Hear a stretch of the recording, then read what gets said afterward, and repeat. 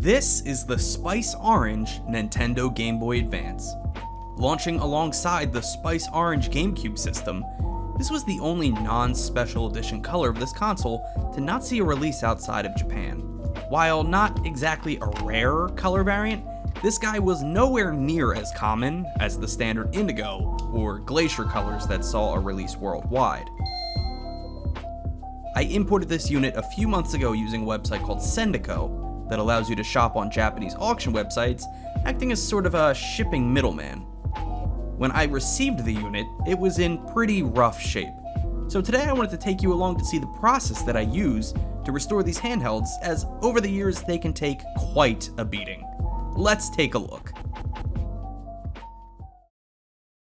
Giving the console a brief inspection, we can see a lot of dirt and grime built up in the cracks and crevices of the shell and buttons.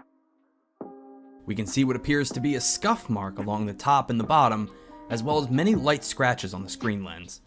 The back of the unit is more or less the same, general scuffs and grime. One thing to always check on these older handhelds is the battery compartment. Battery corrosion can be on these contact points, so it's nice to know in advance what you're getting yourself into. Popping in two AA batteries and sliding the power switch to on, we can see the unit powers on just fine, and the speaker seems to be working as well. Off to a good start. Now, before you begin the disassembly, there's a few things you're going to want to have handy.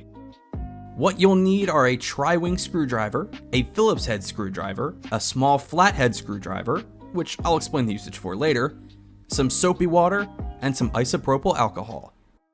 With our tri-wing screwdriver, remove the 6 screws on the back of the unit, as well as the small Phillips head screw inside the battery compartment.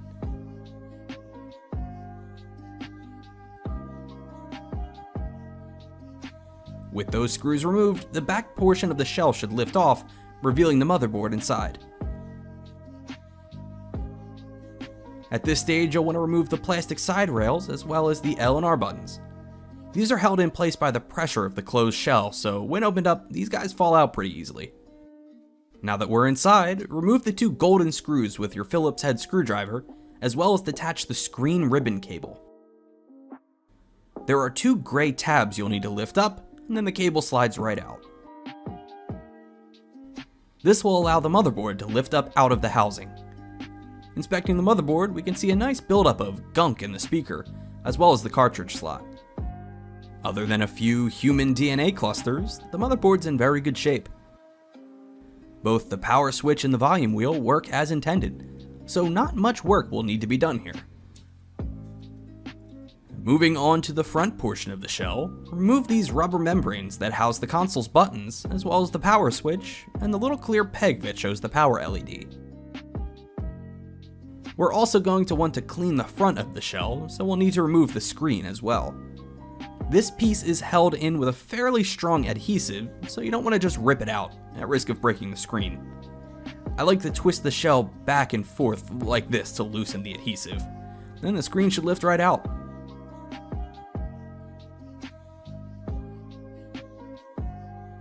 Now with our Game Boy in pieces, let's give it a good clean.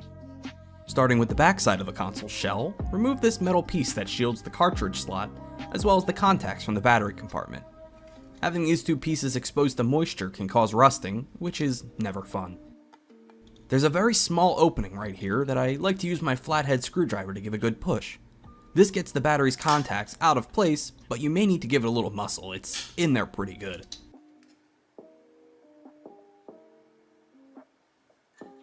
With the metal pieces removed, let's place our shell in some soapy water so that it can get in every nook and cranny. Now with a cotton swab, give it a good scrubbing. Make sure you get inside the screw holes as well as the seams running on the outsides of the console. These are prime gunk locations.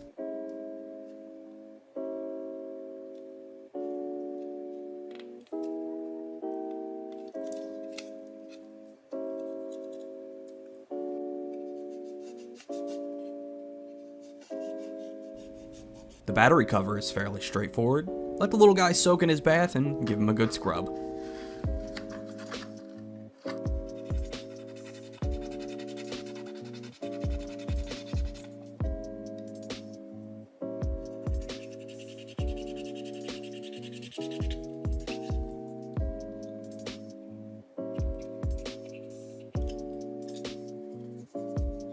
The front side of the shell is a little more complicated.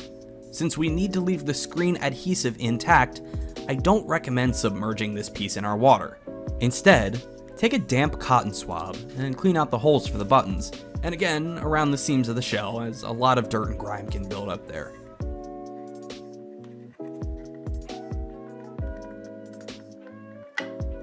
On my unit, I have what appears to be scuffed plastic along the top and bottom, but fortunately, with a good amount of scrubbing, the marks fade away.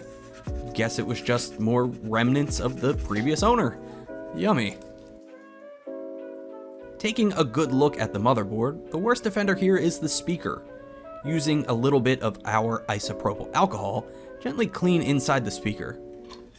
What I like about isopropyl alcohol is that it's strong enough to clean up 20 years of dead skin cells, but gentle enough to touch electronics. It's a lot like that soap that they use to clean up the ducts that get coated in oil and grease. Also, make sure to give the cartridge slot a good clean with our alcohol as well.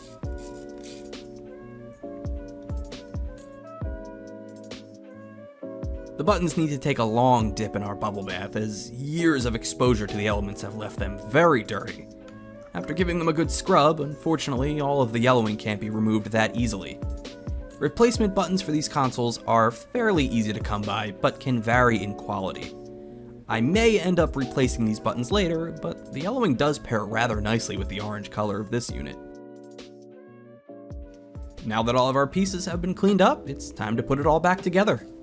Lying the front of the shell face down, place the screen back into its housing, giving it a light press to make sure that it sticks to the adhesive.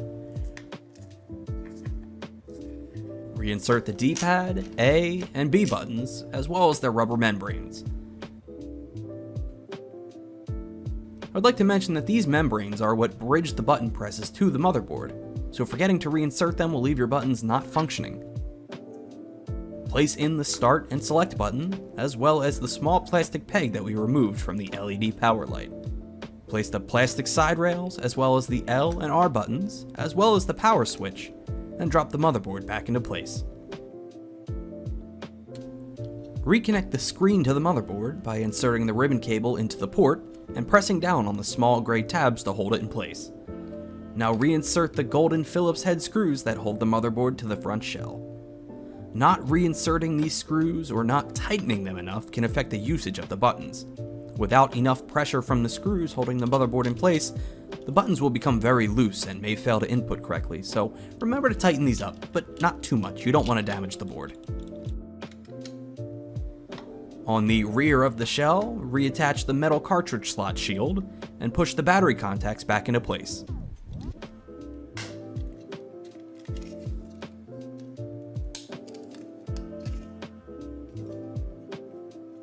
Drop the rear piece of the shell into place and reapply the 6 tri-wing screws, as well as the small black screw in the battery compartment.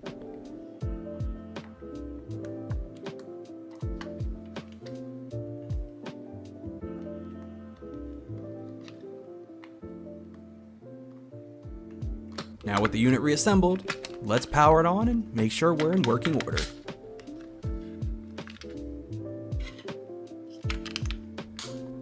Congratulations! Your Game Boy Advance is now as good as new. But even though our console has been restored, the Game Boy Advance still suffers from a major design flaw. The screen doesn't work so well in the dark. Join me next time when we fix this issue with a few essential modifications that will take your console to the next level.